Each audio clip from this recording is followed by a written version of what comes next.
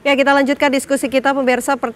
Pernyataan yang disampaikan oleh Bang Herman ini tadi juga menyebut nama pelapor dari Pradi Bersatu ini tanda tanya di mana gitu. Sekalian direspon Bang Ade terkait optimis gak, yakin gak dalam waktu dekat dalam tahap penyidikan ini akan ada nama status hukum baru untuk tersangka? Ya, kalau dipertanyakan bahwa yakin, kami yakin. Nah, namun saya jawab dulu ya, yang untuk pelaporan. Pelaporan itu awalnya 6. Satu dari Insinyur Joko Widodo sendiri, Bapak Presiden. Terus 5 itu adalah relawan. Relawan 4, 1 praktisi hukum. Atau dari anggota kita, Pradi Bersatu. Dari 4 ini, ya 2 dicabut. 2 dicabut, sisa 3. Yang punya Pradi nggak dicabut berarti ya? Jadi 3 dijadikan 1. Karena Polda Metro Jaya menganggap bahwa ini adalah masih yurisdiksi dia, maka ini ditarik, disatukan di Polda Metro.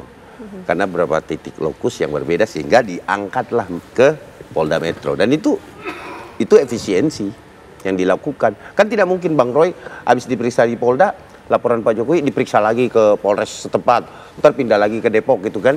Kan nggak mungkin tuh Mbak. Jadi efisiensi sehingga disatukan laporan itu. Nah sekarang ada 2 laporan. Yang 3 menjadi 1, terus yang 1 laporan Bapak Insinyur Joko Widodo juga sendiri. Jadi 2 laporan yang masih ada di Polda Metro Jaya. Yaitu bagian dari kita, pelapornya itu yang kami utus dan berikan surat perintah. Itu adalah Lecumanan. Nah itu anggota kita, bukan relawan dia. Dia adalah praktisi hukum yang kami perintah melalui organisasi berdasarkan surat tugas dia untuk melakukan pelaporan. Jadi ada ya atas nama Pradi Bersatu ya? Ya di laporannya kan advokat public defender dalam kurung Pradi Bersatu diwakili oleh Lecumanan. Dan itu biasa kami lakukan begitu kalau organisasi sebesar Pradi Bersatu melaporkan kan ngeri kali itu. Itu isinya Pradi Bersatu itu hampir 1000 Mbak. Ya kan? Tapi kemudian Mbak bertanya lagi bahwa sebesar apa kami optimis? Pasti. Adanya status. Kenapa? Kita lihat dari penyelidikan. Naik menjadi penyidikan. Nah sebentar lagi status ini pasti naik. Apalagi, saya bersyukur kalau kami di pihak pelapor ya, kita bersyukur kalau misalkan tidak ada jawaban di BAP. Kenapa? Tidak ada counter. Berarti peluang untuk SP3 itu hilang. Tapi sudah selama ini dengan sudah naik ke tahap penyidikan belum ada juga tersangkanya. Iya kan begini, kan tahapan pemeriksaan dulu. Habis ini periksa apa? Periksa ahli dulu. Kembali, karena kemarin ahlinya diperiksa di tahap penyelidikan, tentu di tahap penyidikan diperiksa kembali. Atau ada tambahan ahli, baik dari pelapor maupun terlapor. Ya kan?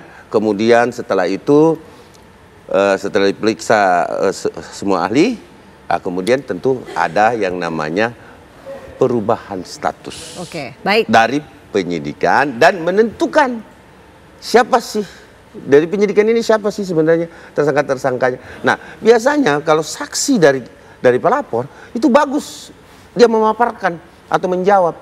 Nah justru bisa dinilai tidak kooperatif ketika kita tidak mau menjawab apa-apa.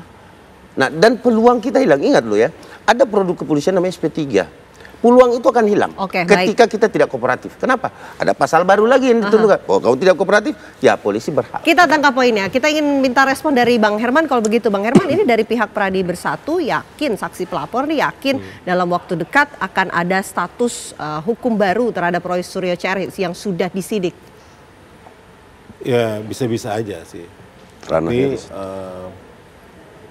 yang tadi saya mau klarifikasi, kenapa saya bilang tadi hanya laporan Jokowi yang direspon oleh Polda Metro Jaya, karena yang peristiwa itu ternyata itu posisinya ada di Jakarta Pusat, di kantornya Egy Sujana, Jakarta Pusat, di Tanah Abang.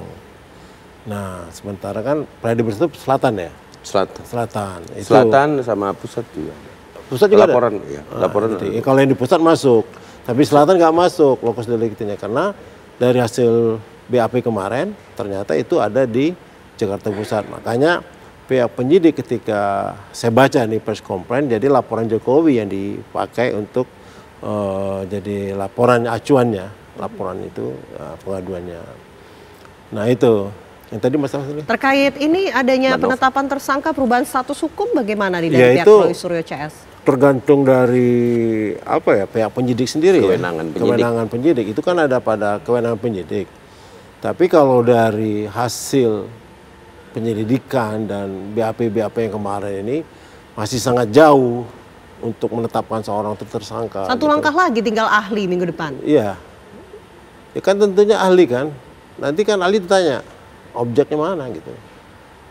Kunci dari persoalan ini adalah di objek. Ya, tanyalah semua ahli pidana, bahkan mantan jenderal-jenderal polisi itu bilang objek. Termasuk juga kemarin itu siapa, bekas mantan kabar eskrim itu, si Susno Duaji, itu objeknya adalah ijazah. Oke. Nah sepanjang ijazah itu tidak ditampilkan, ya itu belum bisa mempersangkakan orang. Belum bisa nih katanya. Ya, dan itu kalau dipaksakan. Jadi saya Kayak Jadi dulu. pihak kepolisian melanggar hukum. Kalau menurut saya, kalau itu dipaksakan Iya. akan terjadi pelanggaran hukum oleh pihak kepolisian. Oke, Gitu. baik. Ya, jadi saya perjelas lagi bahwa kalau kita berbicara bahwa ini cuman lokus yang di Jakarta Pusat, itu nggak seperti itu.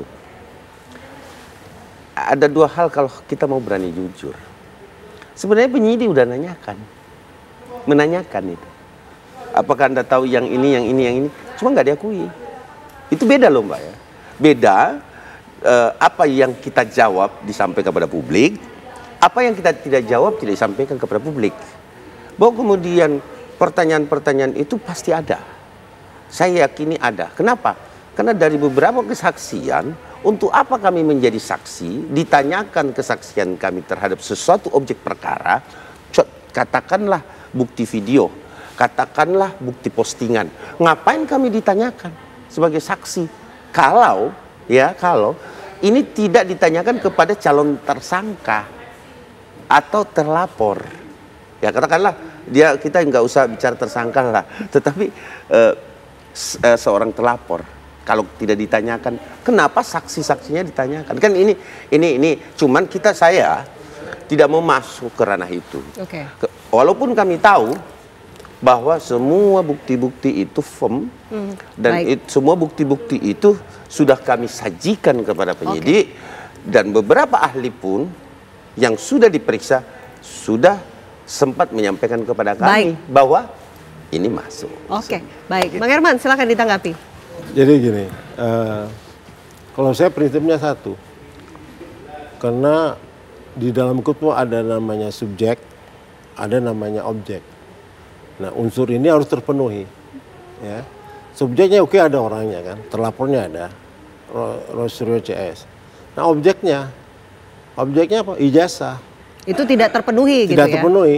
Kalau ijazah ini hadir dan terpenuhi dan hasil lab krimnya itu menyatakan itu identik dan asli, artinya baru bisa ada tersangka. Kan udah. Sepanjang itu tidak ada hasil lab krim itu tidak mungkin. Baik. Dan itu pun harus melalui proses peradilan lagi. Oke, ada proses peradilan lagi. Iya. Oke. Ya, itu Ada udah. putusan pengadilan yang Baik. menyatakan Oke. itu palsu. Ini masih asli. panjang Nah, sekali nih panjang nampaknya. sekali. Nanti kita akan terus pantau bagaimana keberlanjutannya. Terima kasih Bang Ade atas waktunya. Terima kasih Iya. Bang Herman sudah hadir di Apa Kabar Indonesia Makasih, Malam. Mbak. Sehat selalu. Sehat.